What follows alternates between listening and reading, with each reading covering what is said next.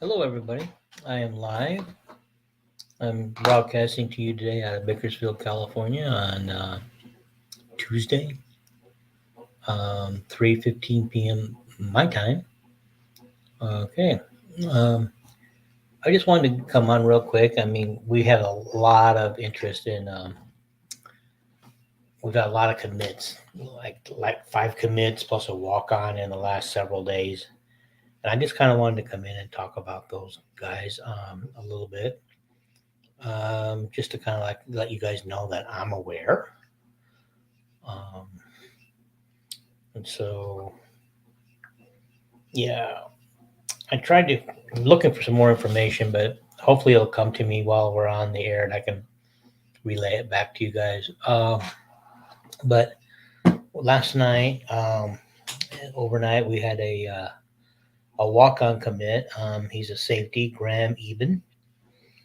He took a preferred walk on, and I didn't get any other information on him, guys. I'm sorry. Let me see if there's any more information on him real quick. Um,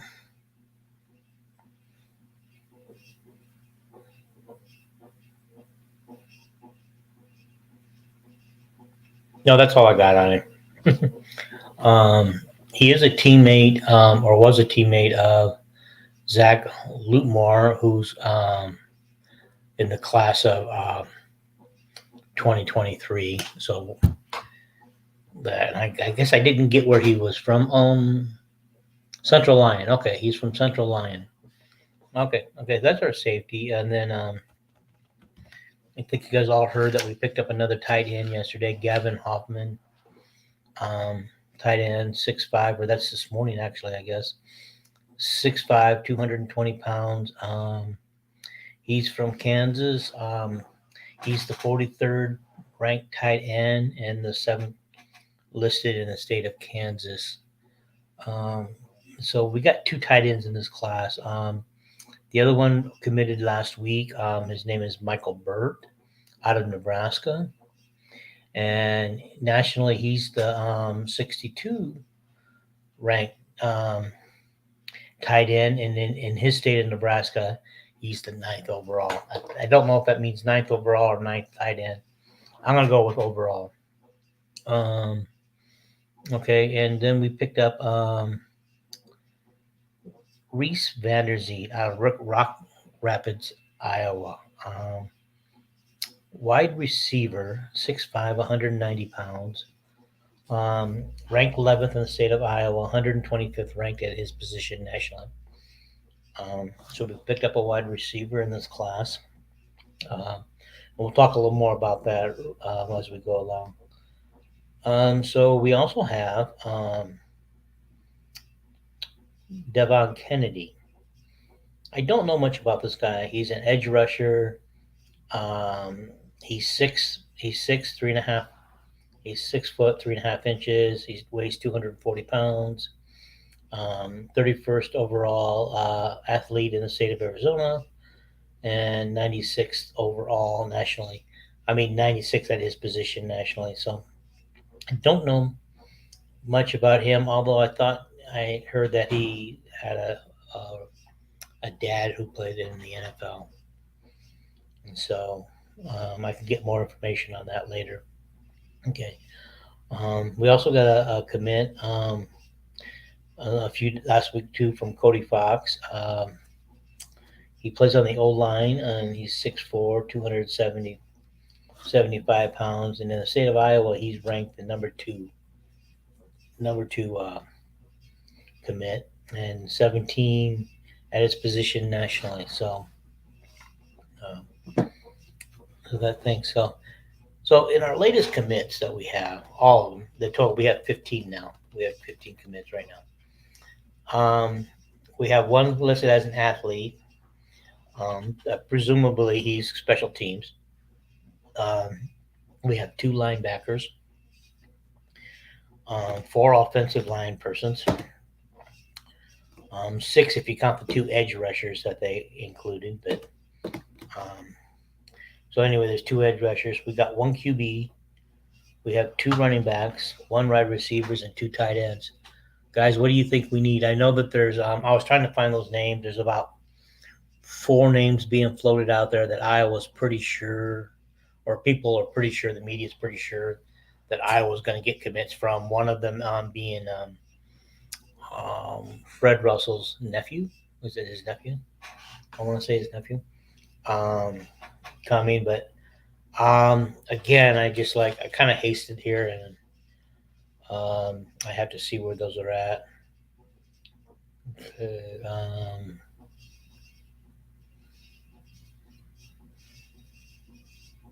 okay.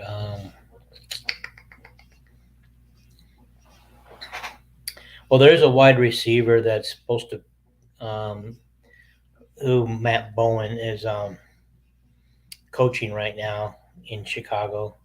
His name is KJ Parker. He's a wide receiver.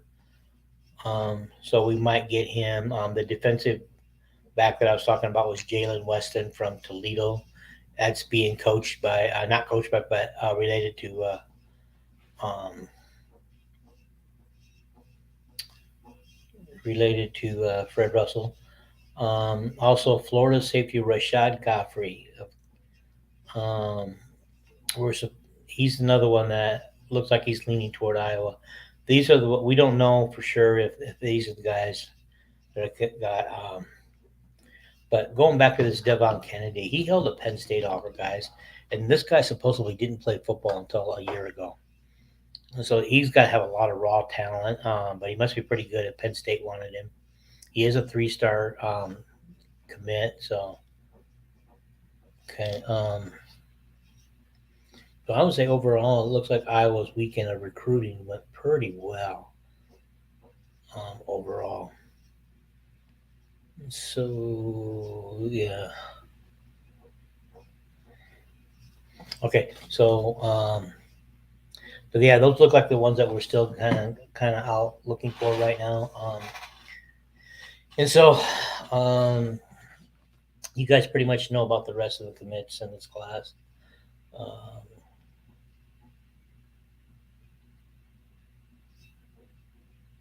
okay, so you know our QB is James Rezar. Okay, we got Bodie Moskalin, an offensive tackle. Breven Dahl, running back. Preston Rees, listed at athlete. Xavier Williams is one of the two running backs. Of course, you know, Reese Vanderzee just as a wide receiver, just committed out of Rock Rapids, Iowa. And then, of course, Gavin Hoffman out of Blue Valley Northwest, Overland Park, Kansas, just committed today as a tight end. So we got two tight ends. I mean, if we can go like two tight ends all the time, you know, we should be pretty good at tight end for a while, it looks like. And then, of course, we got the Devon Kennedy who just committed the other day. Yesterday, it looks like, as an edge rusher. You know, Michael Burke as a tight end. But, you know, like I said, there's 15 altogether, guys. We got Josh Jawanski, O-line person. Um, yeah, I forgot to tell you that Breven Dow was a running back. Of course, you guys know all this. Drew Campbell, we don't want to forget about Drew Campbell. He's going to be an edge. I heard that he's even better than his brother was. Okay, we got Will Nolan, offensive tackle at 6'6", 275, coming in. He's out of Illinois. Cam Buffington, a linebacker out of Winfield, Iowa. Winfield Mount Union. Derek Weisskoft. I guess that's how you say it. Ranked number 3 in the state of Iowa. He coming in as a linebacker. And, you know, so we already talked about Cody Fox. So those are the people coming in, guys. I mean, like I said, it looks like they're going to have 4 or 5 more commits coming. And then it sounds like that Iowa's going to wrap up their recruiting. So it doesn't appear to be a huge class. Looks to me they're going to be like 19, 20 people in this class. Unless that's what it looks like to me.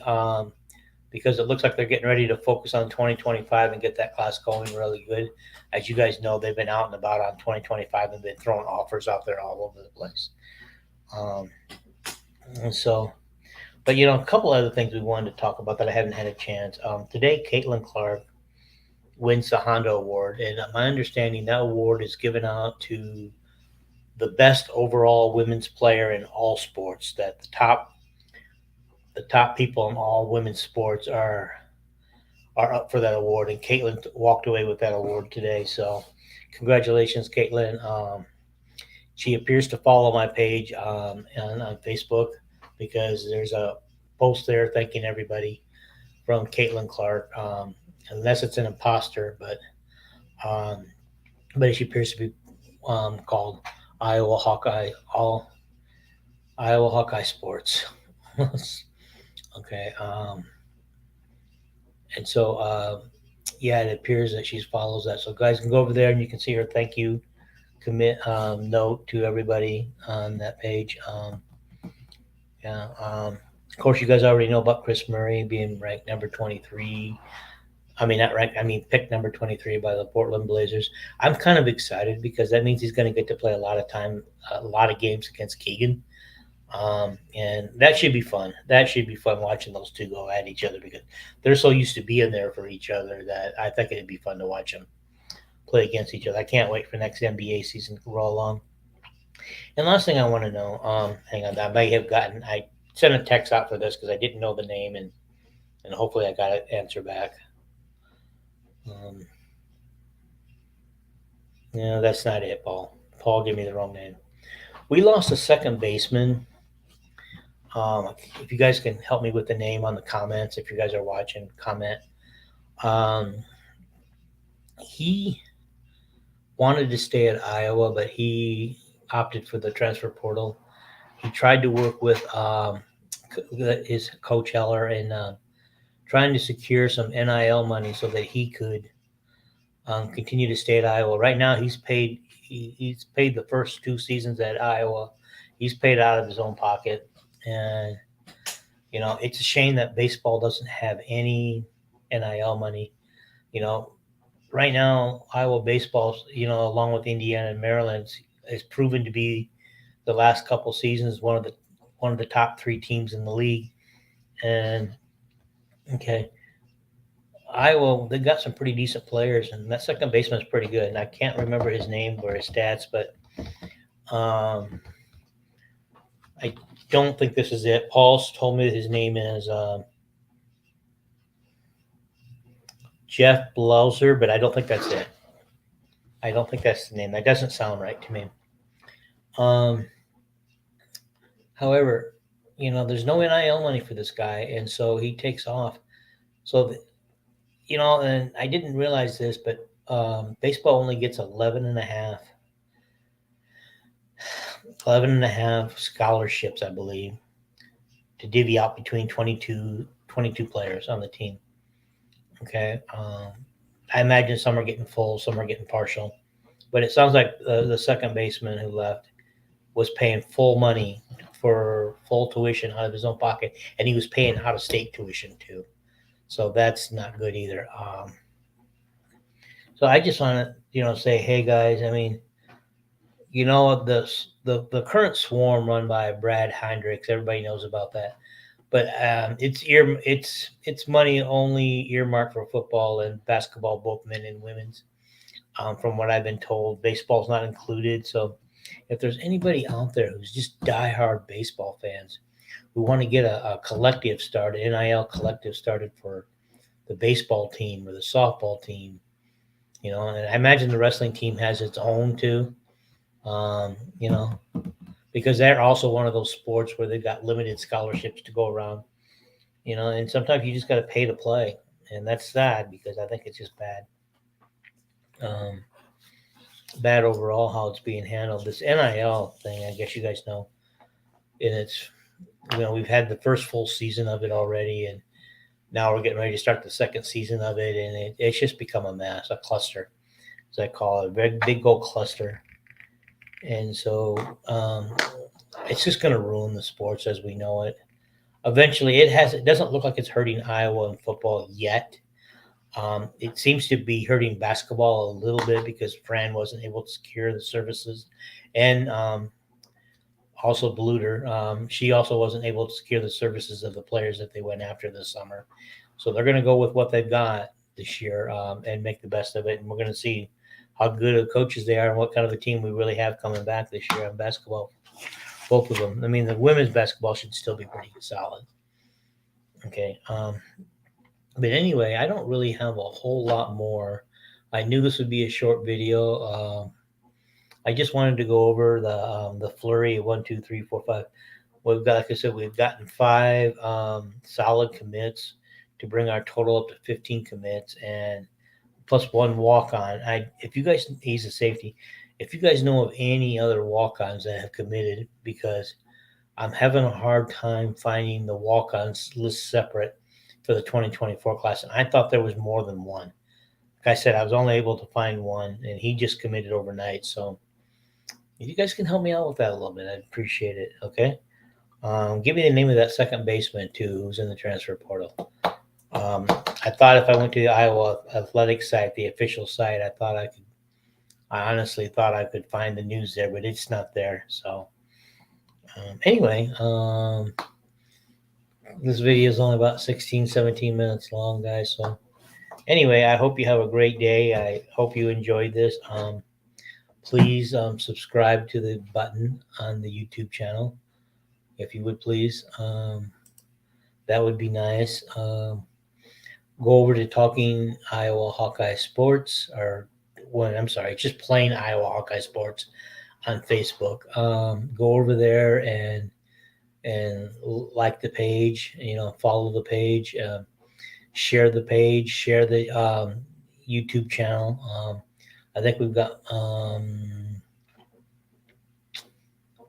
243 on the YouTube. I'll have to go back and check. We gained like 5 or 6 in the last couple days, so that's good too, guys. I mean, my ultimate goal is always get this YouTube channel up to 1,000 and see what we can do with it. I mean, what happens is I think I start getting paid for views after that, and that'll bring up the viewership. That'll allow us more money to work with and maybe get more professional than we really are. Maybe some better equipment, and do some more things that I'm not able to do now because I don't have the money to do it. So I appreciate you guys watching. If you like it, subscribe, hit that subscribe button. Okay, and we'll see you next time. We're going to continue the series with Jason and Paul. I'm not sure exactly when, but we're going to do the South Dakota State game again when we talk about the Iowa offense. And so if you're not, there's 2 of them out there already. We've done the Purdue game the other night. We did the Purdue game, and you can see what we did. We took it all the way to the third quarter when basically Iowa took the brakes off the game, or put the brakes on, I should say. And before that, we did the Nebraska loss that we lost to, just to show, what was going on there. I think we're getting some interest. We've gotten a lot of interest in that. We got a lot of feedback. We got a lot of comments. But you guys feel free to comment, and just feel free to continue watching those videos. And we've got so many more videos here. You guys are free to watch all of them. And like I said, please hit the subscribe button and share the channel with all your friends. I'm going to get out of here before I start repeating myself, because I feel like I am. Anyway, have a great day and have a great afternoon and a great evening. Bye.